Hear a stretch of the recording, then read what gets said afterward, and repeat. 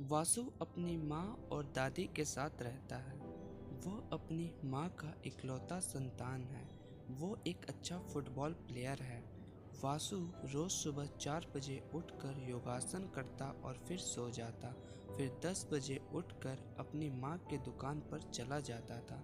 उसकी माँ और दादी ने मिलकर एक होम्योपैथिक की दुकान चलाते हैं। उनका शहर में बहुत नाम था। बहुत दूर दूर तक उनके दुकान पर लोग ऑर्डर देते थे। एक दिन वासु सामान की डिलीवरी देने एक मॉल में जाता है। वहाँ उसकी मुलाकात नैना से हुई। नैना बहुत ही शांत और सुंदर स्वभाव की लड़की थी। वासु को नैना को देखते ही उससे प्यार हो गया। अगले दिन वासु अपने फुटबॉल मैच की तैयारी कर रहा था। तभी वासु के घर नैना का फ़ोन आया। फ़ोन वासु के घर काम करने वाली मिताली ने उठाया। नैना ने मिताली से कहा कि उसकी एक और डिलीवरी है, वो उसे वासु के हाथों ही भिजवा दे। ये बात सुनकर मिताली को जलन हुई, क्योंकि मिताली भी वासु से प्यार करती थी। पर वासु मिताली से प्यार नहीं करता था। वो बस मिताली को अपना एक अच्छा दोस्त मानता था। ये बात मिताली ने वासु को बताई कि उसी नैना का फ़ोन आया था कि उसकी कोई डिलीवरी है, वो उसे तुम्हें लाने को बोली है। ये सुन वासु तो मानो पता नहीं किस दुनिया में खो जाता है और वो सामान की डिलीवरी के लिए तुरंत तैयार होकर निकल जाता है। इस तरह वासु और नैना काफ़ी करीब आ जाते हैं और बात शादी तक पहुंच जाती है। नैना वासु के बारे में अपने घर में बताती है। उसके घर वाले नहीं मानते हैं, क्योंकि वासु वेजिटेरियन था। उसके घर में कोई भी नॉनवेज नहीं खाता था। नैना के घर वाले कहते हैं कि तुम कैसे उस घर में रह सकती हो जहाँ नॉनवेज कोई खाता ही ना हो।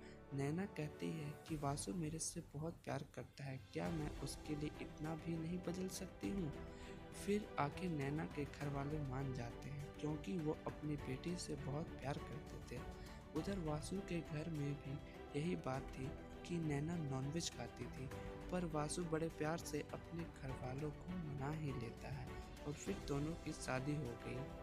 दिन बीतते गए, दोनों बहुत ही खुश थे। उन्होंने एक बेबी करने का सोचा और डॉक्टर के पास गए, पर डॉक्टर ने उनसे जो कहा, ये सुन नैना की मानो दुनिया ही थम सी गई। वासु बिल्कुल नॉर्मल था, पर नैना के माँ बनने पर नैना की जान को खतरा था।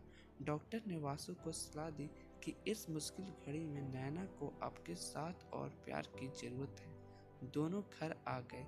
घर में सब कुछ बदल गया।